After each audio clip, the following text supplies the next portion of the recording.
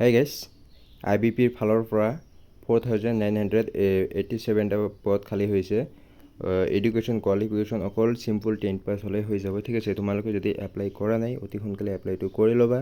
ঠিক আছে, মই অল ডিটেইলছ তোমালোকক কৈ আছোঁ। অল ইণ্ডিয়াৰ কেণ্ডিডেট এপ্লাই কৰিব পাৰিব। ঠিক আছে,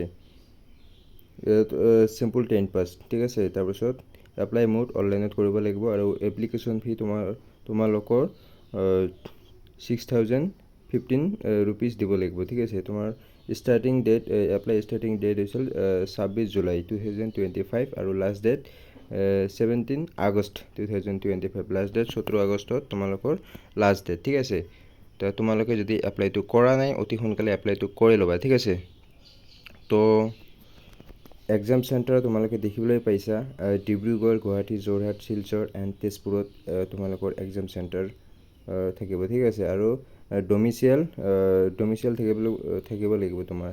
ঠিক আছে, ষ্টেট ডমিচিয়েল চাৰ্টিফিকেট থাকিব লাগিব। আৰু এজ লিমিট 18ৰ পৰা 27 বছৰলৈকে তোমালোকে এপ্লাই কৰিব পাৰিব। আৰু এজ ৰিলেক্সেশ্যন আছে OBCৰ কাৰণে 3 বছৰ আৰু ST SCৰ কাৰণে 5 বছৰ এজ ৰিলেক্সেশ্যন দিয়া হৈছে। ঠিক আছে, তো আজিলৈ ইমানেই।